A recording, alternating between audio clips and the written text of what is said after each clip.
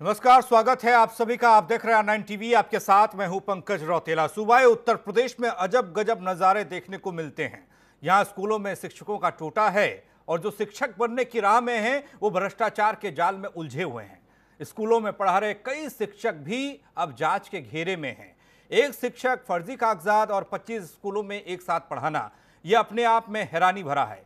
अब कागजात जांच की परिधि में माध्यमिक, उच्च और बेसिक शिक्षा विभाग के साथ साथ समाज कल्याण विभाग के विद्यालय हैं, तो कस्तूरबा गांधी आवासीय बालिका विद्यालय में कार्यरत शिक्षक भी इसमें शामिल हैं, क्योंकि मुख्यमंत्री योगी आदित्यनाथ ने शिक्षा विभाग में ऑपरेशन ऑल आउट यज्ञ आहूत किया है। आओ बात करें आज इसी मुद्दे पर, ऑपरेशन ऑल आउट पर चर्चा करें। चर्चा को आगे बढ़ाएंगे R9 टीवी के editor in chief Amitabh Agnihotri ji. स्वागत है सर आपका। एक मजबूत पैनल भी हमारे साथ जुड़ेगा और इस पर होगी चर्चा। पहले रिपोर्ट।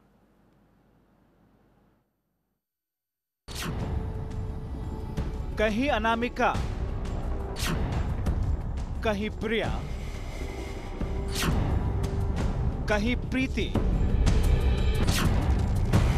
शिक्षा विभाग में कितने नटवर लाल। जैसे जैसे परतें उधड़ रही हैं, वैसे वैसे तो तमाम चेहरे उभर कर सामने आ रहे हैं, जो या तो किसी की मेहरबानी से मास्टरनी बन गई या कागजों में कारस्तानी करके मास्साब बन गए। लेकिन प्रदेश की योगी सरकार ने अब ऐसे चेहरों से नकाब नोचने का आदेश दे दिया है। माध्यमिक, उच्च और बेसिक शिक्षा विभाग में सभी शिक्षकों के दस्तावेज जांच के लिए एक डेडिकेटेड टीम बनाई जाएगी। आपको बता दें कि इन संस्थानों में मौजूदा वक्त में करीब 6.53 लाख शिक्षक हैं।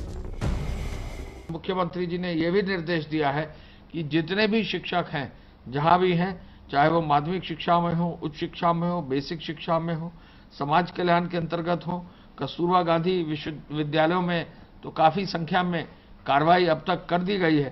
तो इन सब के डॉक्यूमेंट्स की एक जांच करने के लिए एक डेडिकेटेड टीम जो है बनाई जाए और कहीं भी किसी भी रूप में जीरो टॉलरेंस की नीति अपनाते हुए कोई भी कहीं भी फर्जी अगर पाया जाता है तो कार्रवाई की जाए। तमाम जिलों में एक के बाद एक मिल रहे इन नटवर लालों की शुद्धिकरण के लिए सरकार ने हवन कुंड सजा दिया। लेकिन इस हवन कुंड में आहुति देने विपक्षी दल वाले भी आ गए। प्रियंका गांधी ने ताना मारा, शिक्षा विभाग में इतने बड़े बड़े फर्जीवाड़े हो रहे हैं, तो क्या विभाग के मंत्री की जानकारी में ये नहीं था? क्या मुख्यमंत्री कार्यालय को इसकी भनक भी नहीं लगी? हैरानी की बात है, जीरो टॉलरेंस की बात करने वाले बड़ी मछलियों के भ्रष्टाचार को खूब टॉलरेट कर रहे हैं। वहीं प्रियंका गांधी के वार पर बेसिक शिक्षा मंत्री सतीश द्विवेदी ने पलटवार किया तो बात रॉबर्ट वाड्रा तक पहुंच गई। आदरणीय बहन जी, यहाँ तो कोई मामला माननीय मुख्यमंत्री जी और मेरे संज्ञान में आते ही कड़ी कार्रवाई शुरू हो जाती है, लेकिन देश जानना चाहता है कि रॉबर्ट वाड्रा के जमीन घोटाले की जानकारी आपको थी या नहीं। शिक्षा विभाग में फर्श तले दबे तमाम फर्जीवाड़ों की खुदाई की खबर समाजवादी पार्टी के मुखिया अखिलेश यादव तक भी पहुंची। अखिलेश यादव तो इसे अपनों को बचाने और दूसरों को फंसाने का खेल बता रहे हैं। उत्तर प्रदेश में एसटीएफ की मनमानी जांच का खेल शुरू हो गया है, चाहे वो 69,000 भर्ती मामला हो या एक नाम से अनेक नौकरी करने या पशुधन मंत्री के निजी सचिव द्वारा ठेकेदारी घोटाला या रामपुर में मोहम्मद आजम साहब की जांच हो। बीजेपी की अपनों को बचाने और दूसरों को फंसाने की नीति के लिए भी एक एसटीएफ जांच हो। इधर अखिलेश यादव ने इस जांच को मनमानी का खेल बताया तो बीजेपी सांसद सत्यदेव पचौरी ने कह दिया कि शुरू तो आपने किया था।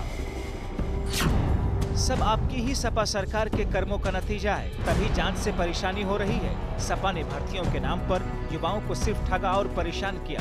आपके द्वारा किए गए कारनामों की वजह से आज बेचारे ये उम्मीदवार हैरान और परेशान हो रहे हैं। आपके हाथी के दांत की कहानी और करनी में फर्क है। बहरहाल तमाम जिलों में मिल रही अनामिकाओं के अलावा अब जौनपुर और आजमगढ़ में भी प्रीति के नाम पर नौकरी करने वाले 2 फर्जी अध्यापिकाओं का रासफाश हुआ है। योगी सरकार ने ऐसे ही तमाम लोगों के ऑल आउट के लिए टीम डेडिकेट बनाने के आदेश दिए हैं, लेकिन सवाल ये है कि क्या शिक्षा विभाग से फर्जी शिक्षक हो पाएंगे all out? Bureau report, R9 TV, Uttar Pradesh, Uttarakhand. जी हां, शिक्षा विभाग में अनामिका से शुरू हुआ सिलसिला अब तो दीप्ति, प्रीति, अनीता जैसे तमाम नामों तक जा पहुंचा है। इन तमाम मामलों के मद्देनजर अब उत्तर प्रदेश सरकार ने शिक्षा विभाग में शुद्धिकरण के आदेश दिए हैं। आज इसी पर चर्चा मेहमान हमारे साथ जुड़ चुके हैं, उनसे आपका परिचय करा दें। नवीन श्रीवास्तव जी, प्रवक्ता बीजेपी, हमारे साथ हैं। अनुराग भदौरिया जी, प्रवक्ता समाजवादी पार्टी। विजेंद्र सिंह, प्रवक्ता कांग्रेस, हमारे साथ हैं। डॉक्टर आरपी मिश्रा, प्रवक्ता प्राथमिक शिक्षक संघ, हमारे साथ हैं। अनीस अंसारी साहब, पूर्व IAS, हमारे साथ हैं। अमिताभ जी, चर्चा की शुरुआत करेंगे। अमिताभ जी, जिस तरीके से ये मामले सामने आए, स्कूलों में टोटा है शिक्षकों का, सब जानते हैं, 2 लाख तकरीबन पद खाली हैं, और ऐसे मामले पर सियासत भी खूब हो रही है। प्रियंका गांधी से लेकर अखिलेश यादव तक सरकार पर वार कर रहे हैं और सरकार की तरफ से भी मोर्चा संभाला गया है। आपके जरिए समझना चाहेंगे। देखिए, मैं मानता हूं कि राजनीति हो रही है किस मसले पर, वो बहुत महत्वपूर्ण विषय नहीं जी। लोकतंत्र है, और लोकतंत्र में हर पार्टी को अपने अपने ढंग से अपने अपने पत्ते चलने का अधिकार है।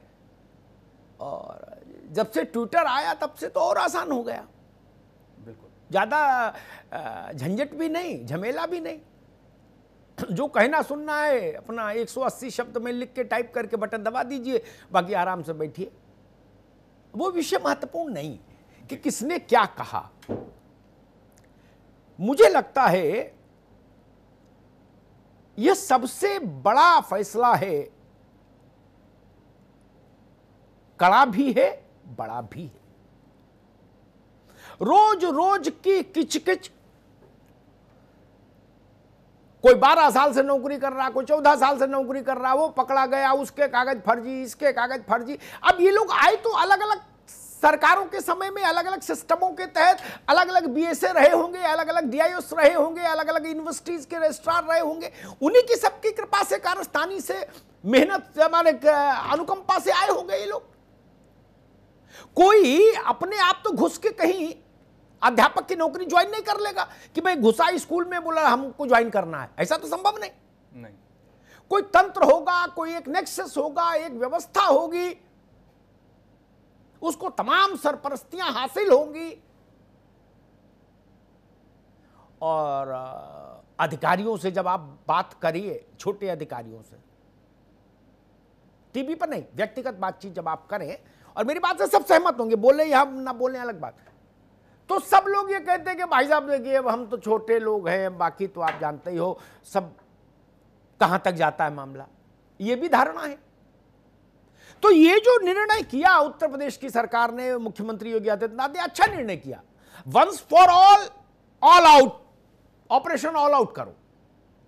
प्राइमरी स्कूल, सरकारी प्राइमरी स्कूल से लेके और उच्च शिक्षा तक के अध्यापक, कहीं कोई बचे ही नहीं, सबके कागज पत्तर कुंडली जांचो। मुझे बड़ी प्रसन्नता हुई इस निर्णय से। उत्तर प्रदेश के शिक्षा विभाग को अगर कलंक से मुक्त करना है, अध्यापकों को उनकी गरिमा लौटानी है, उनकी प्रतिष्ठा लौटानी है, समाज में उनका मान बहाल करना है, तो अध्यापकों को इस अग्नि परीक्षा से गुजरना चाहिए, स्वेच्छा से भी गुजरना चाहिए था। सबके जांच हो, जो पाक साफ होंगे उनको कोई संकट नहीं। हां, जिसने किसी की फोटो, किसी का कागज, किसी की मार्कशीट लगाया होगा, किसी के कार्यकाल में लगाया हो, वो भी विषय मेरे लिए बहुत महत्वपूर्ण नहीं। हालांकि जब रिपोर्ट आएगी तो राजनीतिक दलों को उसमें अलग अलग टिप्पणी करने का अवसर मिलेगा कि किसके समय में कितने लोग फर्जी थे, कितने असली थे। मेरी रुचि नहीं उसमें। मायावती जी के समय कितने फर्जी भर्ती हुए, अखिलेश जी के समय, बाकी लोगों के समय, मेरी रुचि उसमें नहीं। मैं तो सिर्फ इसमें रुचि रख रहा हूं कि उत्तर प्रदेश का शिक्षा विभाग इस कलंक से मुक्त हो जाए। जितनी जल्दी हो जाए उतना प्रदेश के लिए अच्छा, विद्यार्थियों के लिए अच्छा, शिक्षा के लिए अच्छा, और 6.5 लाख शिक्षकों के मान और सम्मान के लिए अच्छा। और क्यों नहीं गुजरना चाहिए भाई? जब आपका पेशा लांछित हो तो एक बड़ी अग्नि परीक्षा से गुजरिए। कागज पत्तर सही है तो आनंद लीजिए, फिर क्या दिक्कत है? और नहीं जेल जाने की तैयारी करिए। हां, इसमें मैं एक बात और जोड़ूंगा इस बहस में, इस निर्णय में, वो मेरा अपना मत है, उस पर सबसे राय जरूर लूंगा। निर्णय अच्छा है, मैं निर्णय के समर्थन में हूं बिना किसी किंतु परंतु के। लेकिन मैं चाहता हूं इसमें एक बात और जोड़ दीजिए मुख्यमंत्री जी, जो डेडिकेटेड टीम ये जांच करेगी, उस डेडिकेटेड टीम को ये लिखत पढ़त में निर्देश दे दीजिए कि आपके द्वारा जांचे गए टीचरों में भी अगर भविष्य में कोई फर्जी पाया गया जिसको आप नहीं पकड़ पाए, पकड़ना नहीं चाहा या पकड़ नहीं पाए, तो आपको स्वेच्छा से जेल यात्रा के लिए तैयार हो रहना होगा। ये भी बिना इसको जोड़े मजा नहीं आएगा ना, ये जोड़ना बहुत जरूरी है। आईएएस अधिकारी हो और चाहे पटवारी हो, जांच के लिए किसी को रखो, उनको इस बात के लिए अभी से कानूनी रूप से पाबंद करिए कि अगर इस जांच में भी हेरा फेरी आपने की और बाद में कोई अनामिका प्रीति प्रिया पकड़ी गई, तो उसका जो होगा बाद में होगा, आपको जेल पहले भेजेंगे, ताकि जांच करने वालों पर दबाव रहे। जांच बराए नाम नहीं होनी चाहिए, सिर्फ जांच के लिए जांच नहीं होनी चाहिए। मैं इसी बिंदु पर अनीस अंसारी साहब से बात शुरू करूंगा। पुराने ब्यूरोक्रेट हैं, चीजों को जानते हैं। अंसारी साहब, बड़ी जांच है, 6.5 लाख लोगों के कागज पत्तर सब जांच पड़ताल है, कई कमेटियां होंगी, कई लोग होंगे। बाकी सरकार ने आदेश दे दिया, आपने देख ही लिया क्या क्या सरकार ने कहा है। मैं सिर्फ ये चाहता हूं कि जो लोग जांच कमेटियों में हो, जो साइन करें कि हमने वेरीफाई कर लिए इस लिस्ट को, उस लिस्ट में भविष्य में अगर कुछ गड़बड़ निकलता है तो जो जांचकर्ता टीम है उसको भी पनिश किया जाए। ये व्यवस्था हो जाएगी तो शायद ज्यादा ईमानदारी से काम होगा। जी, मैं समझता हूँ कि ये जो माननीय मुख्यमंत्री जी ने फैसला लिया है कि सारी जो भर्तियां हुई हैं उन सब की जांच हो, ये अच्छा फैसला है। इससे पारदर्शिता आएगी जी। इसमें बस 2 चीजें मैं चाहता हूँ कि सरकार इस पर गौर करे। एक तो ये कि इसको राजनीतिक नजर से इस जांच को न चलाया जाए, यानी ये न किया जाए कि 1947 से शुरू कर दे, क्योंकि इधर मैं देख रहा हूँ कि सरकारों की ये ट्रेंड है कि कोरोना के बारे में बात हो तो फौरन कहने लगते हैं कि पिछले 70 साल में कुछ नहीं हुआ और 70 साल पहले ऐसा था। अरे भाई, 70 साल पहले जैसा था वो सबको मालूम है। अब आपकी सरकार है, अब आप उसको संभालिए, आपकी जिम्मेदारी। तो इसमें करना ये चाहिए कि ऑर्डर ऑफ इंक्वायरी करंट से पास्ट में जाए, यानी 2020 में जो भर्तियां हुई उसको पहले जांच हो, फिर 2019 को, फिर 2018 की। वरना अगर ये 1947 से जांच शुरू कर देंगे तो इनका पूरा पीरियड निकल जाएगा और पता ही नहीं चल पाएगा हुआ क्या। ये एक तरीके से फिर एक शिफ्ट करने वाली है, जिम्मेदारी को कैमोफ्लेज कर देगी ये चीज। सारी जो ऐलान है कि हम पारदर्शिता नहीं, अनीस अंसारी साहब, अनीस अंसारी साहब, 1947 का स्कोप ही नहीं है। जो आदमी अभी टीचर है, ट्रेजरी से पैसा ले रहा, जांच उसकी होनी है। 1947 का स्कोप ही नहीं। 6,53,000 जो लोग इस वक्त हैं जी, अगर उनकी जांच होगी तो करंट से कराइए, यानी 2019 से 2020 से शुरू करिए। हाँ, वो अलग बात है, कहीं से जांच करो। मैं पूछ रहा, मैं अंसारी साहब, मेरा सवाल दूसरा था। मैं पूछ रहा हूँ, मान लीजिए आप कमेटी के हेड हैं और आपकी एक लिस्ट पे दस्तखत किए, बाद में उसमें गड़बड़ निकली तो आपको जेल जाना चाहिए कि नहीं? मान लें कि ABC टाइप के टीचर है नाम वाले जी, और ABC टीचर्स के बारे में बाद में पता चलता है कि कमेटी ने उनको बिला यानी बेकसूर मान लिया था, जबकि उनके खिलाफ फर्जी जांच के मामले में सहयोग देने का था, तो फिर जो जांच के अधिकारी उनको भी सख्त सजा मिलना चाहिए। मैं आपसे मुत्तफिक हूं। हाँ, यही मैं चाह रहा था। आरपी मिश्रा साहब, एक प्रॉब्लम आएगी जी, एक प्रॉब्लम ये आएगी जी कि जिस दिन ये ऑर्डर होंगे कि जो लोग जांच कर रहे हैं अगर वो सही जांच न करेंगे तो पकड़े जाएंगे, तो ये लोग जांच करेंगे नहीं, ये जांच टालते रहेंगे किसी न किसी टेक्निकल ग्राउंड पे और माननीय मुख्यमंत्री जी का जब दौर खत्म हो जाएगा उसके बाद तक ही चलती रहेगी इंक्वायरी। नहीं तो देखिए, अभी इसमें एक हमको बहुत बैलेंस ठीक है, नजरिया देखना पड़ेगा। हमको अच्छे का सोचकर चलना चाहिए, जो हो अच्छा हो ये सोचकर चलना चाहिए। जी जब कहीं जी। जांच भटकेगी आपका तो हम आपकी राय है ना, बिल्कुल सही है कि तो हम लोग है ना, फिर बोलेंगे। आपकी लेकिन राय जांच सही आज है, आर्डर इससे हुई और आज मुत्तफिक कह दें कि नहीं नहीं ऐसा हो जाएगा, ये भी ठीक नहीं, इतना भी निगेटिव नहीं रहिए। आज डॉक्टर आरपी मिश्रा साहब ओके। बहुत कलंकित हो गए, स्कूल महाविद्यालय विद्यालय डिग्री कॉलेज सब, यत्र तत्र सर्वत्र ऐसी खबरें आती रहती हैं कि ये नटवर लाल आ गए, ये मुन्ना भाई आ गए, ये हो गया वो हो गया तमाम। इससे आप लोग जो मान लीजिए जो सही डिग्री वाले लोग हैं, ये जो ईमानदारी के रास्ते से आए, उनका भी आत्मसम्मान घटता है। यह निर्णय कम से कम ईमानदार लोगों को सर उठा के जीने का रास्ता तो देगा। मिश्रा जी,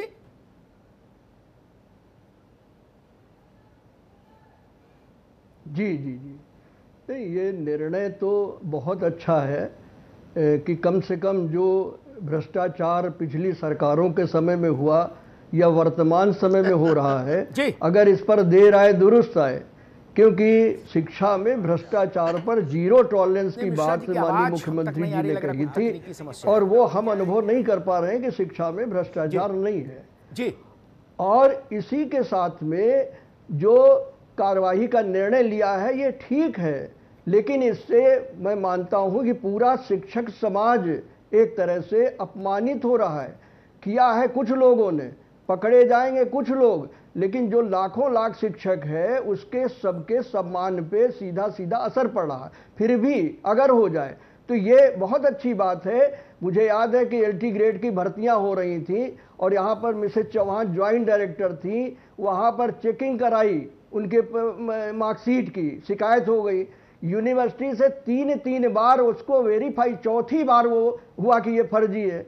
तो ये आपने जो कहा बिल्कुल सही कहा कि अगर जो अधिकारी हैं, और मैं मानता हूं कि बहुत सारे भ्रष्ट अधिकारी हैं आज भी, इस सत्ता के आने के बाद वो हटे नहीं, बैठे हुए हैं, और इसीलिए अगर फर्जी मार्कशीट लेकर के आया है तो उस पर कार्रवाई होनी चाहिए थी, क्योंकि ये बिना पढ़ा लिखा अगर कोई व्यक्ति शिक्षा देगा तो बच्चों के जो गुणवत्तापरक शिक्षा मिलनी चाहिए वो नहीं मिल पाएगी। यहाँ का ही उदाहरण दे, कालीचरण में हम संघर्ष कर रहे हैं, कालीचरण इंटर कॉलेज में नियुक्तियां की गई थी 21, और 21 नियुक्तियां 15 की अनुमति थी। सरीना खान का अपॉइंटमेंट किया गया, जब सूचना के अधिकार में मांगा गया तो वहां पर उनकी जगह अनिल कुमार यादव हो गए। उनके यहाँ ऐसा भी लिख करके दिया है कि जो घर का सर्वेंट था, नौकर था, वो यहाँ पर टीचर बना हुआ है, लिख करके दिया। 3 वर्ष हो गए, डिप्टी सीएम को दिया, सीएम को दिया जी। जब तक हायर एजुकेशन कमीशन नहीं बना था, उस पर कोई कार्रवाई नहीं हो मिश्रा जी, आगे अच्छा कदम अगर होगा तो कम से कम, जब तक उत्तर प्रदेश में हायर एजुकेशन कमीशन नहीं बना था, तब तक जिसने कॉलेज खोल लिया वो कॉलेज का मालिक, वो ठेकेदार हो, लकड़ी की टाल हो, कोलू हो, उसका स्पेलर हो, राइस मिल हो, फ्लोर मिल हो, उसको कुछ ना आता हो, वही मास्टर से लेकर प्रिंसिपल तक की सबकी नियुक्ति करता था डिग्री कॉलेज में। और अगर 3 लड़कियां हैं तो 3 लड़के भर्ती कर लिए, उनको डिग्री कॉलेज में अपॉइंटमेंट दे दिया, किसी को साइकोलॉजी में, किसी को बायोलॉजी में, किसी को जूलॉजी में, और तीनों लड़कियां ब्याह दी। यही चलन था, सच्चाई यही है, आरपी मिश्रा जानते होंगे, यही चलन था कि मैनेजर साहब का कहा ही कानून था। ये तो अच्छा हुआ बाद में कुछ व्यवस्थाएं बदल गई तो अब प्रबंधन के अधिकार सीमित हो गए। अनुराग भदौरिया जी, बार बार कोई पेशा लांछित हो, कहीं से कोई निकले, कहीं से कोई निकले, कोई प्रीति हो, कोई अनामिका हो, कोई रामलाल हो, कोई अच्छे लाल हो, है इसकी डिग्री फर्जी, उसका डिग्री फर्जी, इसने बीएसए ने पैसा ले लिया, इसने ये कर लिया। इन सब से आज जाके सबसे बेहतर रास्ता यही कि एक बार सबका कोरोना टेस्ट करा दो, क्या संकट कटे मिटे सब पीरा, झंझट खत्म, शक ही नहीं रहेगा, पॉजिटिव निगेटिव दिख जाएगा, ठीक है ना? अमिताभ जी जी, अगर आपकी बात को मान लें जी, तो अब अभी जो नई भर्ती मान लो 69,000 टीचर्स की जो भर्ती हो रही है, सपोज करो, या इसके आगे आने वाले दिनों में जो भर्ती होंगी, भाई डिग्री तो अच्छी होगी, लेकिन ये जो 5 लाख 10 लाख दे के जो नंबर दिए जाते हैं 150 में 175, इसका क्या करेंगे आप? ये जो फर्जिफिकेशन होगा इसका क्या? डिग्री तो सबके पास अच्छी होती है, ज़्यादातर लड़कों के पास डिग्रियां तो होती हैं भाई। पहले डिग्रियों से एडमिशन, उनको नौकरी मिलती थी कि सब कहते थे डिग्रियां अच्छी नहीं है, डिग्रियों से नंबर इन्होंने बढ़ा लिए तो भैया रिटर्न टेस्ट करवा दो। तब रिटर्न टेस्ट होने लगा, रिटर्न टेस्ट में कहा नहीं यहाँ चोरी डकैती चलती है तो इंटरव्यू भी करवाओ, फिर इंटरव्यू भी होने लगा। एंड ऑफ द डे हुआ क्या भाई? जब भारतीय जनता पार्टी की सरकार आई, भर्ती 69,000 निकली, तो यहाँ पे चोरी कहाँ पकड़ी गई? चोरी पकड़ी गई कि कैसे करके उनको रिटर्न में नंबर दिए जा रहे हैं। कि मार्कशीट में नंबर की बात नहीं है, ये रिटर्न में जहाँ एग्जाम हो रहा है उनके नंबर की बात हो रही है। ये मार्कशीट जो होगी सो होगी, रिटर्न में उनको 150 में 147 नंबर दिए जा रहे हैं। उनको राष्ट्रपति, अपने देश के राष्ट्रपति का नाम नहीं पता। इसके मतलब कि भारतीय जनता पार्टी के लोग मिलकर गफला कर रहे हैं। और कोई गफला कोई एक चीज में नहीं हो रहा है। आपके साथ मेरी डिबेट होगी, आपको याद होगा, मुझे अच्छी तरह याद है, जब हमने आपने डिबेट की थी, कहा था बच्चों के जूता और स्वेटर में भी भारतीय जनता पार्टी का गफला चल रहा है, उसमें भी घोटाला चल रहा है। आपको याद होगा, ये जूतों का भी घोटाला कर गए थे, अगर आपको याद हो, बच्चों के। तो आप सोचिए इसमें क्या, इसमें कौन सा एग्जाम करेंगे कि बच्चों के चीजें परचेज लेकिन करने अभी जाएंगे, जो घोटाला होगा? 6.5 लाख टीचर जो हैं, जो अभी नौकरी कर रहे हैं, ट्रेजरी से पैसा ले रहे, एक बार उनकी जांच हो जाए, इसमें तो कोई बुराई नहीं। क्या दिक्कत है? तो फिर वो अरे तो जांच वाले आएंगे, उसमें फिर सेटिंग होगी। भारतीय जनता पार्टी तो माहिर है ना घोटाला करने में। वहां जो कमेटी बनेगी, कमेटी में सेटिंग होगी, तो वहां पे जो वहां पता चलेगा ये मेरा आदमी है, उसका आदमी है, काटो छांटो। नहीं तो जांच ही ना कहो, नहीं फिर जांच ही ना हो, समझते ही हो भाई, फिर जांच नहीं हो क्या?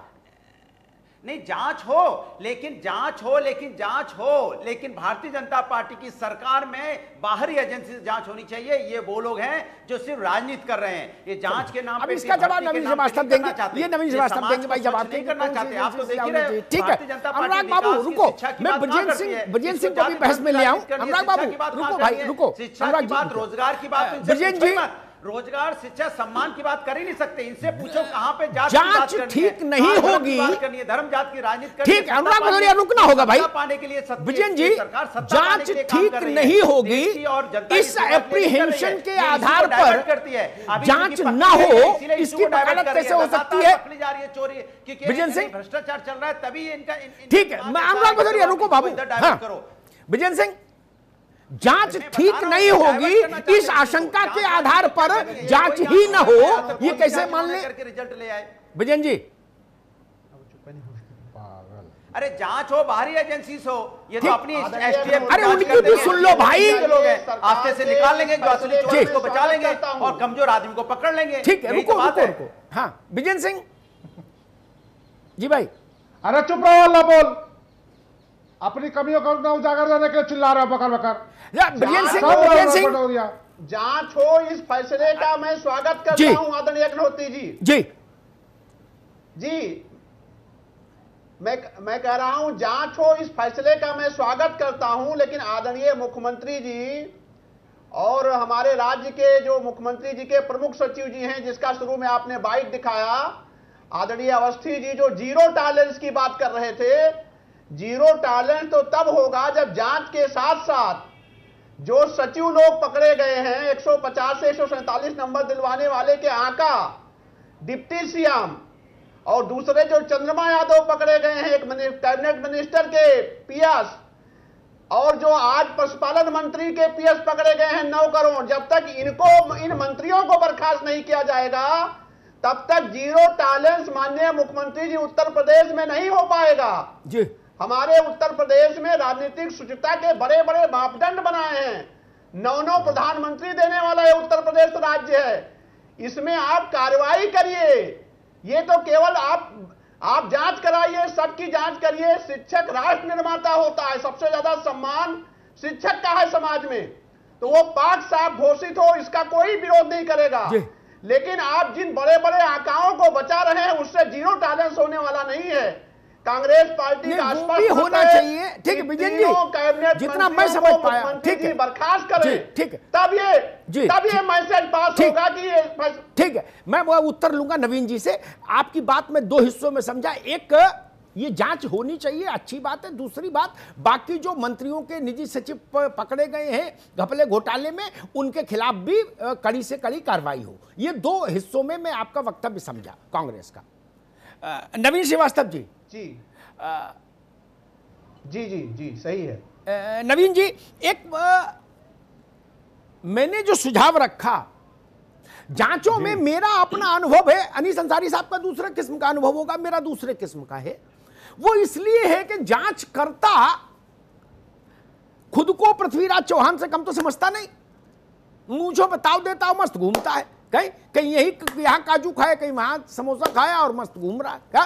क्योंकि वो जानता है ये वैसा ही मामला है कि थाने में थानेदार जानता है, मान लीजिए बहुत होगा तो कोर्ट से छूट जाएगा आदमी, हमको थोड़ी फांसी करा देगा।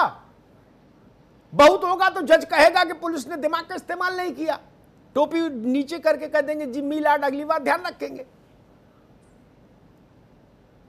इस समस्या से मुक्ति और निस्तारण के लिए क्या ये जरूरी नहीं होगा कि जो भी डेडिकेटेड टीम बने इन 6.5 लाख लोगों को एग्जामिन करने के लिए, उस टीम के सदस्यों को यह बता दिया जाए कि इस जांच की प्रक्रिया में कोई गड़बड़ी हुई तो आपको जेल यात्रा सुनिश्चित मानकर इस कमेटी की मेंबरशिप लेनी चाहिए। नवीन जी, चाहे वो सचिव हो, चाहे वो डायरेक्टर्स हो, चाहे वो डीआईएस हो, चाहे वो बेसिक शिक्षा के मुलाजिम हो, कोई रहे कमेटी में, उनको ये मैसेज सीधे होना चाहिए, आपकी रिपोर्ट में घपला घोटाला गड़बड़ झाला हुआ तो प्रीति अनामिका पर मुकदमा हो सकता है 2 दिन बाद भी हम लिखा दें, लेकिन आपको जेल तत्काल भेजेंगे। क्या ये व्यवस्था हम कर सकते हैं? क्योंकि मुझे लगता है ये मैंडेटरी है, इसके बिना काम चलेगा नहीं।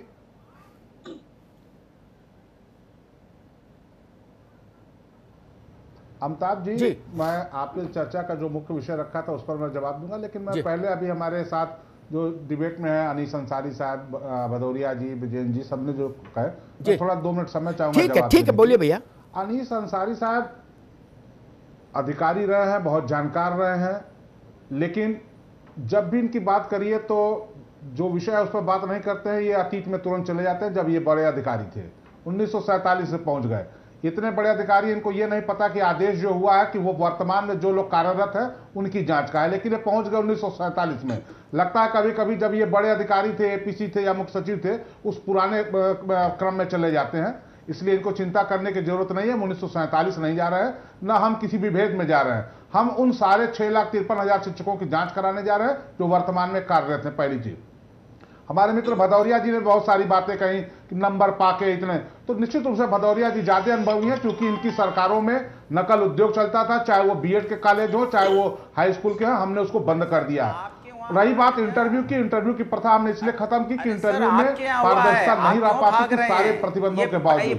अभी जो रिटर्न परीक्षाएं हुई जिसमें भ्रष्टाचार हुआ वो हमारी सरकार में हुआ, हमने उजागर किया, हमने जेल भेजा। हम आगे हमारे टाइम नहीं है, आपका भ्रष्टाचार की लिस्ट गिनाऊं मैं। बात आपकी भ्रष्टाचार जो लोग पकड़े गए, सुन लीजिए, भ्रष्टाचार की लिस्ट गिना दें ना 69,000 का आपके शिक्षक भर्ती भ्रष्टाचार, पीडब्ल्यू घोटाला भ्रष्टाचार, स्कूल के जूता चप्पल का भ्रष्टाचार, डीएचएफएल का भ्रष्टाचार, होमगार्ड का भ्रष्टाचार, एनडीए में भ्रष्टाचार। तो आपके उप मुख्यमंत्री जी ने लिखा था चिट्ठी कि एनडीए में भ्रष्टाचार चल रहा है, पीएफ घोटाला का भ्रष्टाचार, गड्ढा खोदने का भ्रष्टाचार, गड्ढा भरने का भ्रष्टाचार, बादाम स्टाम्प घोटाला, विधवा पेंशन का भ्रष्टाचार, सामूहिक विवाह का भ्रष्टाचार, घोटाला का भ्रष्टाचार, कुंभ मेला में बिजली का भ्रष्टाचार, लखनऊ निगम में सैनिटाइजर का भ्रष्टाचार। हमने नहीं लिखा, आपकी मेयर साहब नहीं बोला था कि भाई बहुत महंगे में खरीदा जा रहा है। नहीं, मैं ही बोल रहा हूँ,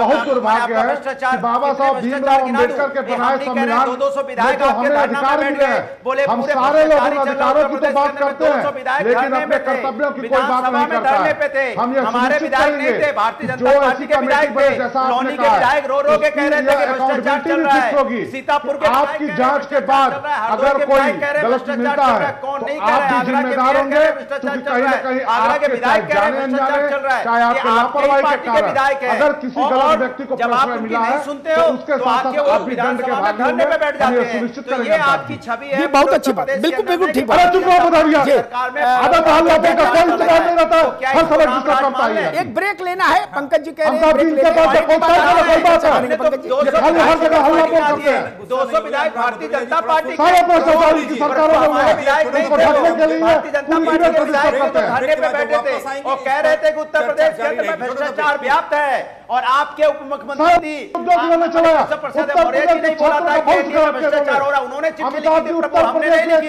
थी, उन्होंने मुख्यमंत्री जी को चिट्ठी लिखी थी कि एनडीए में भ्रष्टाचार चल रहा है प्रभु, हमारा कुछ नहीं है। आरपी मिश्रा साहब, आपको शायद ध्यान हो कहाँ कि कल्याण सिंह जब मुख्यमंत्री थे तो उत्तर प्रदेश में नकल रोकने का कानून लाए। कल्याण सिंह चीफ मिनिस्टर थे, अगर मैं सही याद कर पा रहा हूं तो राजनाथ जी शिक्षा मंत्री थे उनके। उसका ऐसा असर पड़ा, शिक्षा मंत्री थे, हाँ, ऐसा असर पड़ा कि सूबे भर का लड़का और लड़के के अम्मा बाप खिलाफ हो गए, बोले बताओ जी नकल रोक दी, जो हमारा पुश्तैनी अधिकार है उससे हमको वंचित कर दिया। इतने अनुकूल राजनीतिक पर्यावरण में चुनाव हुआ, अगर वो नकल विरोधी अध्यादेश नहीं होता तो 2/3 मेजॉरिटी से कल्याण सिंह की सरकार वापस रिपीट करती, ऐसा लोग मानते हैं। एक अकेले उस अध्यादेश ने कल्याण सिंह जी की सरकार की विदाई करा दी और मुलायम सिंह जी की सरकार आ गई।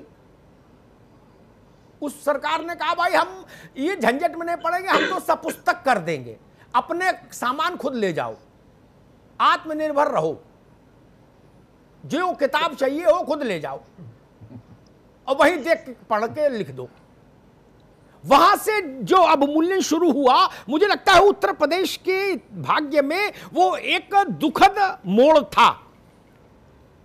मिश्रा जी,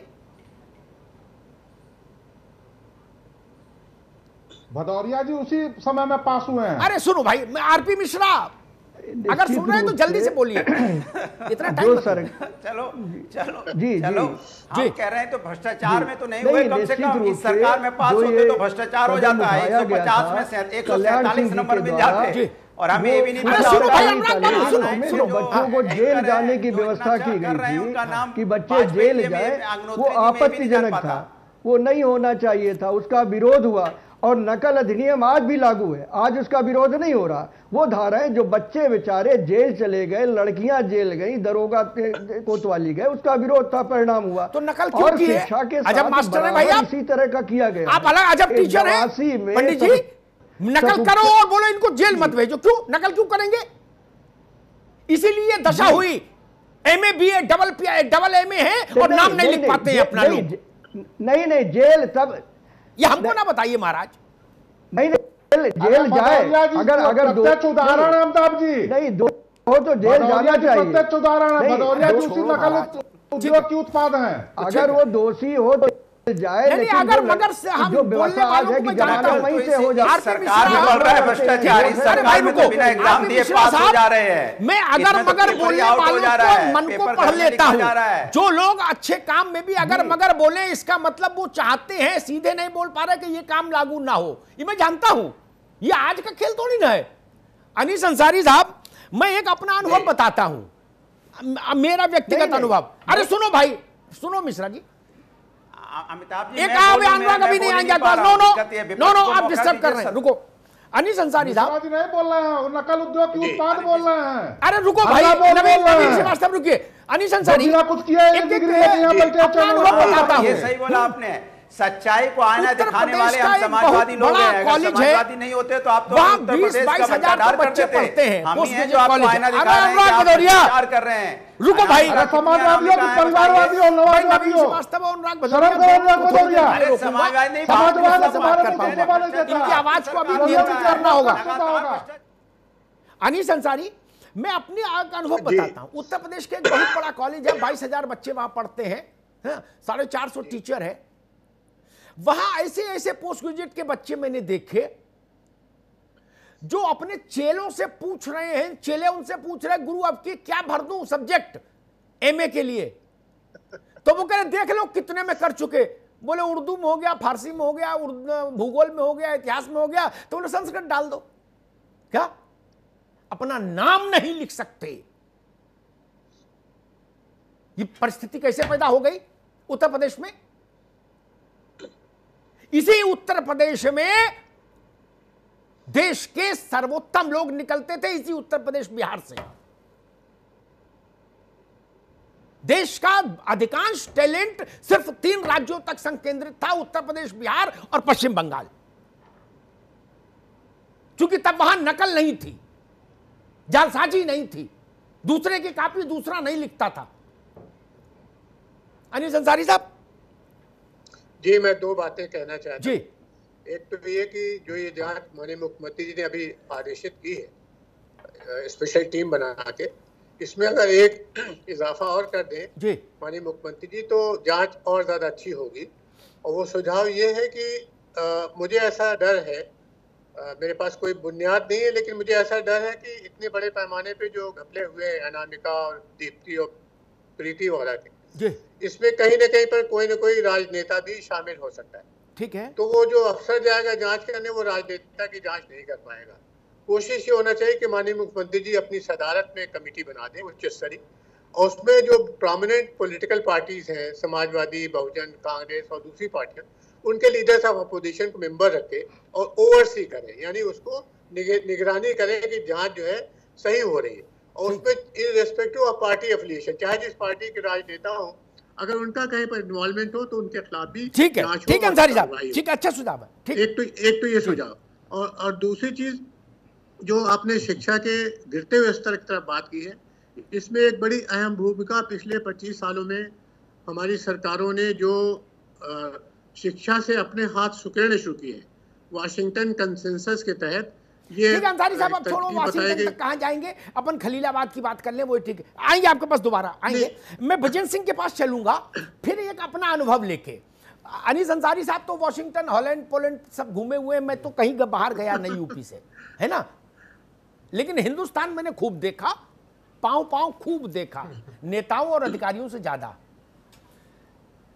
फर्रुखाबाद में बात होगी 25 साल पुरानी, 25-30 साल पुरानी, 30 साल भी हो सकते हैं, हाँ 30-32 साल तो हो ही गए होंगे। एक बार 10वीं का वो पढ़ा। अच्छा, सारे स्कूल जो थे उनके नाम बड़े पवित्र रखे जाते थे उत्तर प्रदेश में, जो केवल नकल के लिए बनते थे स्कूल, उनके नाम बड़े पवित्र होते थे, या तो भगवान के नाम पर या स्वतंत्रता संग्राम सेनानियों के नाम पर। ज्यादातर तो नकलची स्कूल गांधी जी के नाम पर रख दिए लोगों ने, जो बच्चे सो जवाहरलाल जी के नाम पर रख दिए, कुछ लोग भगत सिंह, सुभाष चंद्र बोस तक चले गए। लेकिन वो स्कूल गुलजार होते थे केवल बोर्ड इम्तिहान के समय। एक स्कूल था वहीं, मैं भी चला गया मौका मुआयना देखने के लिए। भाई तब मैं पत्रकार नहीं था, 30-35 साल पुरानी बात है। चला गया तो एक कठेरिया साहब थे उसके प्रबंधक, ये आंखों देखा बता रहा हूं, 30-35 साल पहले किसकी सरकार होगी देख लीजिएगा, 35 साल। वो खैर उतना थोड़ा बहुत था समाज में उठना बैठना कि मुझे अंदर बुला लिया गया कि भैया कैसे आना हुआ। मैंने कहा भाई देखूं या, तो स्कूल के चारों ओर खाई खुदी थी और उसमें पटरा रख के एंट्री होती थी, और स्कूल में जैसे पर्चा शुरू होता था पटरा हटा लिया जाता था। आप समझ रहे ना, ये मेरा देखा हुआ है। अंदर पहुंचे तो कठेरिया साहब, उनके पीछे 2 बंदूकची और एक झोला लिए और रजिस्टर लिए मुंशी। हर कमरे में गए, नवीन जी सुन लो, अनुराग बाबू तुम भी सुन लो, हर कमरे में गए, लड़के से पूछा हाँ भाई क्या नाम है, उसने बताया जी फलाने। मुंशी जी ने देखा, 2 दिए कटहरिया ने उसके गाल पे। बोलो साले यहां कैसे बैठ गए हैं? तुमने रुपए दिए हैं 1000, तुम 14 नंबर कमरे में बैठो, तुमको खुद नकल करनी पड़ेगी। अच्छा तुम्हारा क्या नाम है? बोले फलाने। बोले तुमने 2000 दिए, तुम इसमें बैठो, तुमको मास्टर कराएगा। और एक गोल्डन पैकेज था, सीधी वसूली हो रही थी। गोल्डन पैकेज में तुमने 3000 दिए, तुमको आ रही कॉपी, मास्टर लिखेगा, तुम बीड़ी पियो। क्या ऐसे चला है उत्तर प्रदेश? ये मेरी आंखों का देखा हुआ दृश्य है विजयन जी। वहां से पास आउट होने वाले लोग क्या कौन सा शोध कर देंगे जिससे नोबेल मिलेगा विजयन जी? वो कठेरिया जी के विद्यालय से भदौरिया जी पास हैं। नहीं भदौरिया जी MBA हैं भाई, IIM से, ऐसा मत बोलिए। हाँ विजयन सिंह, अरे उसी तरह का IIM भी किए होंगे ये। इनको विजयन सिंह पूरा फुल फॉर्म भी तो बता दीजिए। नवीन जी, विजयन सिंह आप मेरी अगर आवाज सुन रहे हैं। नवीन जी बेचारे क्या करें, आदरणीय जी जी जी आदरणीय अग्निहोत्री जी, मैंने 86 में हाई स्कूल किया सुभाष इंटर कॉलेज से। हाँ। और महाराजा देवी बकर सिंह इंटर कॉलेज, बहुत बड़े स्वतंत्रता सेनानी थे, इंटर किया। सर नहीं हिला सकते थे हम लोग। प्रिंसिपल साहब ने अपने भाई को, हमारे क्लास फेलो थे, नकल में पकड़ के रिस्ट्रिकेट कर दिया था। ये शिक्षा का अवमूल्यन 90 के दशक से हुआ है। और मैं व्यक्तिगत रूप से और पार्टी के रूप से शिक्षा के अवमूल्यन के सख्त खिलाफ हूं, क्योंकि शिक्षा राष्ट्र का निर्माण करती है। अगर आदमी ईमानदारी से पढ़ा लिखा होगा तभी वो राष्ट्र के निर्माण में ईमानदारी से, योग्यता से, दृढ़ता से अपनी योगदान को दे सकता है। अभी तो अपना निर्माण हो नहीं कर सकता पा है रहे, उस समय क्या भी करेंगे? कुछ गड़बड़ियां रही हूं, लेकिन मैं जिस जिले से आता हूं जी मैं जिस जिले से आता हूं, गोंडा जनपद से, जो घटना आपने 35 साल पहले सुनाया था, हमारे यहां तो बच्चे को भी नहीं जाना पड़ता। एक बहुत बड़े बीजेपी के नेता हैं, बहुत बड़े सांसद हैं 5-6 बार से, वहां तो जाने की भी जरूरत नहीं है। आप पैसा दे दीजिए, MA PhD इंजीनियर जो बनना हो, डिग्री आपके घर भिजवा दी जाती है। तो चीजें पहले भी खराब रही होंगी, तो चीजें आज भी खराब हैं। अब इस पर दृढ़ता के साथ काम करने की जरूरत है कि शिक्षा की व्यवस्था को एक जैसा गाजीपुर में हो वैसा ही गाजियाबाद में हो, जैसे इटावा में हो वैसे ही गोंडा में हो। इस प्रकार की अगर कोई आम राय बन सकती हो, शिक्षा में कोई शुचिता लाई जा सकती हो, तो as a person Brijendra Kumar Singh और as a party Congress party उसका समर्थन करेगी। ठीक है, करना चाहिए, दृढ़ता के साथ सरकार का साथ देगी। अनुराग भदौरिया, अगर हम शिक्षा को प्यूरिफाई नहीं रखेंगे, स्वच्छ नहीं रखेंगे, तो हम कभी भी एक बेहतर प्रदेश, बेहतर समाज, बेहतर देश की उम्मीद नहीं कर सकते। एक पीढ़ी जाती है, दूसरी पीढ़ी टेक ओवर करती है। वो पीढ़ी जो ऐसे छल-छद्म से पास होके मास्टर बनेगी, वो क्या पढ़ाएगी? मुझे एक याद आता, मैंने आज से 5-7 साल 8 साल पहले एक स्टिंग करवाया था दूसरे चैनल में। भारत की राजधानी नहीं बता पा रहे थे मास्टर, जिनकी तनख्वाह 45,000 रुपया थी, जनवरी की स्पेलिंग नहीं लिख पाए।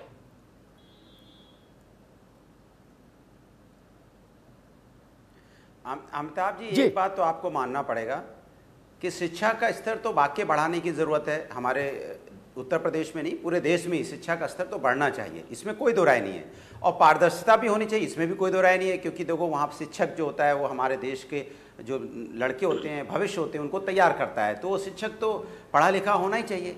लेकिन आप बताइए, मैं आपसे पूछना चाहता हूँ, आप अगर मुद्दे को डाइवर्ट करने के लिए कि भाई मैंने कहीं कोई मर्डर हुआ, कहीं कोई चोरी हुई, इसकी जांच होगी, उससे जांच होगी, CBI जांच होगी, STF बैठेगा, फलाना ठिकाना, बात खत्म हो गई, कल की पेपर की न्यूज भी खत्म हो गई।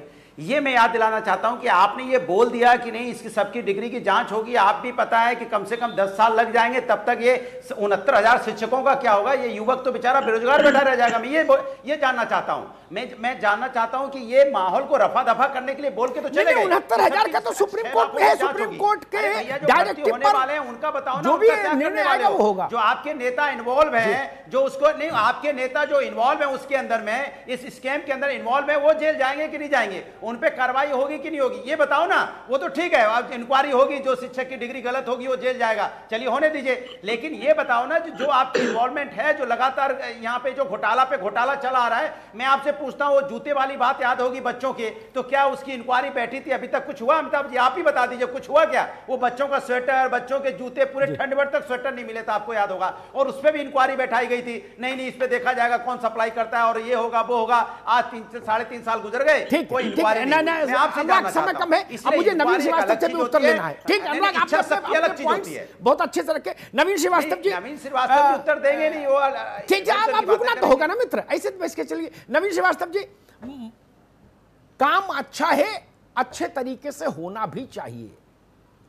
निर्णय अच्छा होना एक चीज है, उसका क्रियान्वयन समयबद्ध हो, पारदर्शी हो, सवालों से परे हो, ये उससे भी ज्यादा बड़ी चीज होती है। मुझे लगता है वो बड़ी जिम्मेदारी फिर सरकार को उठानी होगी कि कोई फंसे मछली छोटी हो, बड़ी हो, भारी हो, हल्की हो, नपनी चाहिए। नेता हो, अभिनेता हो, सचिव हो, कोई हो, जो पकड़ा जाए सो जेल जाए। नवीन जी,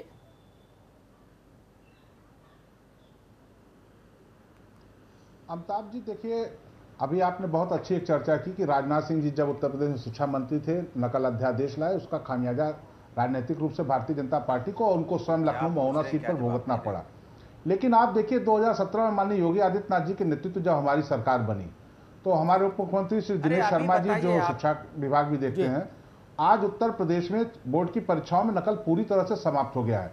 लाखों जो परीक्षार्थी दूसरे राज्यों से या गलत तरीके से आते थे, जो नकल उद्योग भदौरिया जी समाप्त हो गई भैया, यहाँ तो पेपर आउट हो गया, यूनिवर्सिटी का पेपर आउट हो गया था, अभी 1.5 महीने रिजल्ट लेट हुआ, आप कह रहे हैं पूरी तरह समाप्त हो गया, तो क्वेश्चन ही आउट हो जा रहा है। तो अनिस अंसारी साहब का प्रस्ताव अच्छा है, लेकिन कहीं ना कहीं अमिताभ जी जिसने पहले चोरी जो मैं कह रहा हूं बताइए ना, यहाँ तो पेपर आउट हो जा रहा है, क्या आउट हुआ कि नहीं हुआ यहाँ पे? क्योंकि यह ज्यादातर आउट हो जा रहा है, 150-147 नंबर एक ही सबसे महत्वपूर्ण है जो आपने प्रयागराज के कुछ परिवार है, परिवार के परिवार पास के पास हो गए, टीचर हो गए, और आप कह रहे हैं होना चाहिए। अनुराग भदौरिया साहब और कई हमारे प्रस्तावों का था कि साहब बहुत लंबा चलेगा, आपका कार्यकाल खत्म हो जाएगा, तो मैं बड़ी विनम्रता से कहना चाहता हूँ कि हमारा कार्यकाल अभी मात्र 22 घोटाला कैसे हुआ बताइए ना, जो लोग निराशावादी लोग अभी बहुत उम्मीद रखते हैं, अभी हम 2032-33 तक कहीं जाने वाले नहीं हैं, फिर घोटाला क्यों चलता सरकार रहा? में हम जांच कराएंगे और जो भी दोषी होगा, चाहे कितना प्रभावशाली हो, किसी दल का हो, कोई भी हो, हम उसके खिलाफ कार्रवाई करने के लिए सब बंद हो गया था, तो फिर घोटाला क्यों हो रहा है? संकल्पित है, वो सारा क्यों घोटाला हो रहा है? चिंता अनुराग भदौरिया ऐसे लोगों को जो कठेरिया जी ऐसे विद्यालय आप कार्रवाई करते रहिए, घोटाला चलता रहेगा, कार्रवाई करते रहिए, घोटाला चलता रहेगा, कार्रवाई करते रहिए, घोटाला चलता रहेगा। मतलब आपका कहना मतलब घोटाला बंद नहीं होना चाहिए, कार्रवाई चलती रहेगी, घोटाला चलता रहेगा, मैंने दोनों साथ साथ चलेंगे, घोटाला भी चलेगा, कार्रवाई भी चलेगी, घोटाला भी चलेगा, कार्रवाई चलेगी। अब देखना है कि आगे कौन निकलता है, तो ज्यादातर घोटाला आगे निकल जाता है, कार्रवाई पीछे रह जाती है। 90% नंबर पाके आए और घोटाले में कहीं ना कहीं से कोई ना कोई कड़ी शुरुआत तो करनी होगी।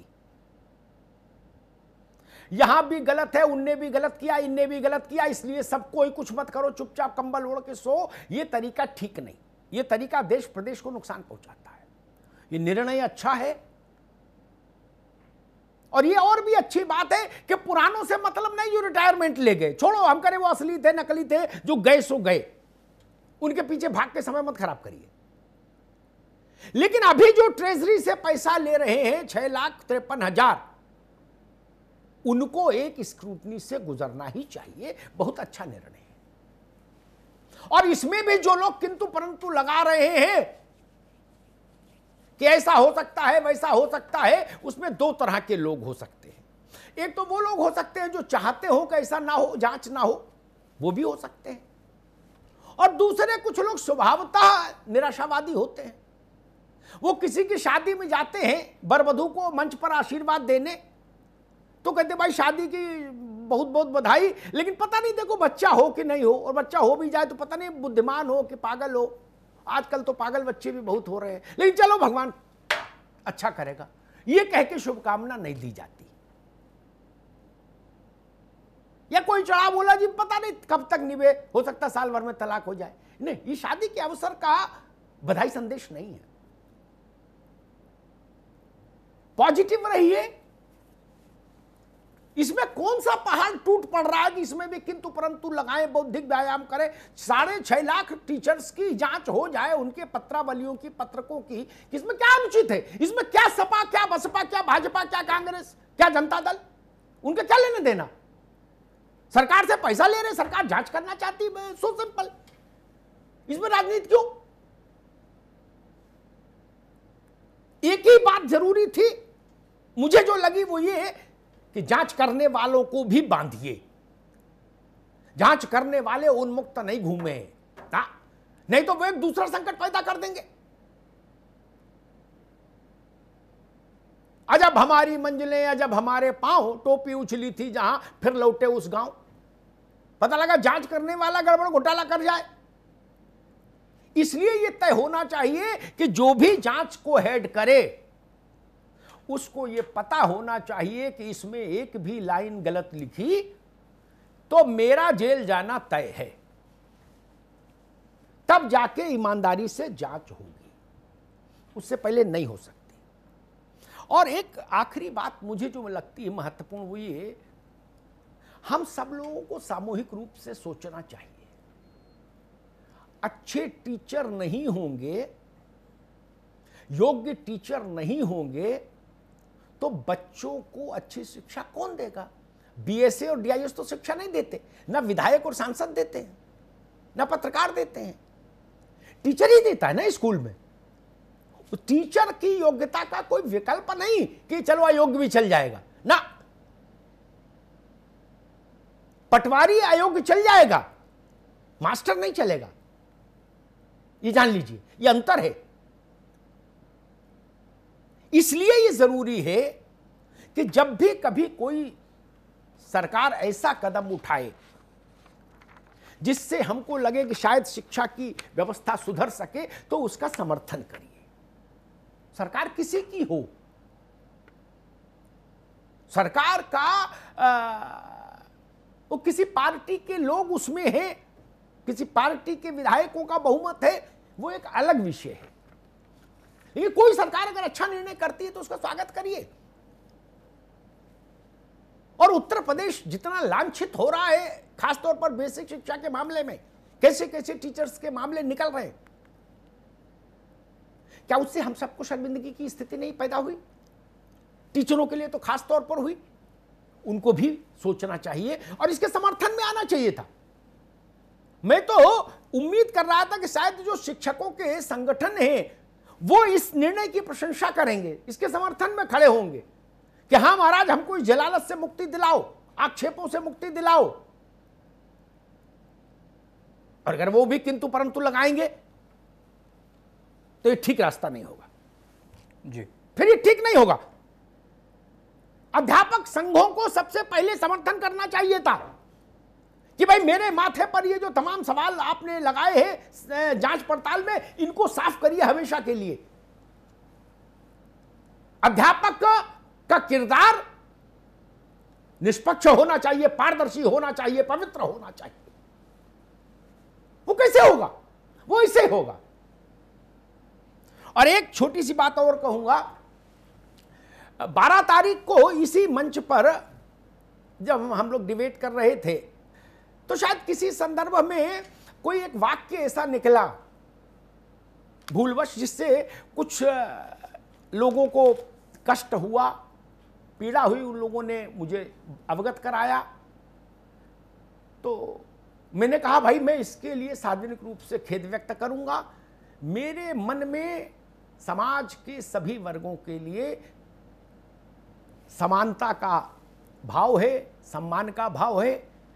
जिन भी लोगों को उस टिप्पणी से पीड़ा हुई, उन सबके पीड़ा के प्रति मैं सम्मान व्यक्त करता हूं, मैं खेद व्यक्त करता हूं। धन्यवाद। नवीन श्रीवास्तव जी, अनुराग भदौरिया जी, विजेंद्र सिंह जी, डॉक्टर आरपी मिश्रा जी, अनीश अंसारी जी, अमिताभ जी, बहुत बहुत शुक्रिया आप सभी का। उत्तर प्रदेश के शिक्षा विभाग में शुद्धिकरण, जी हाँ, तमाम फर्जी लोग, फर्जी कागजात के जरिए जो स्कूलों तक पहुंचे हैं, उनकी जांच पड़ताल होगी। और एक अच्छा कदम इसे माना जा सकता है कि जिस तरीके से नटवर लाल पकड़े जा रहे हैं, किसी के नाम पर कोई पढ़ा रहा है, कोई सैलरी ले रहा है, ऐसे में अगर छटनी होगी तो तमाम जो बेईमान लोग हैं वो जाएंगे जेल और ईमानदार को नौकरी मिलेगी। इस खास कार्यक्रम में फिलहाल इतना ही। बाकी खबरों के लिए बने रहिए R9 टीवी के साथ, सिर्फ खबर के लिए।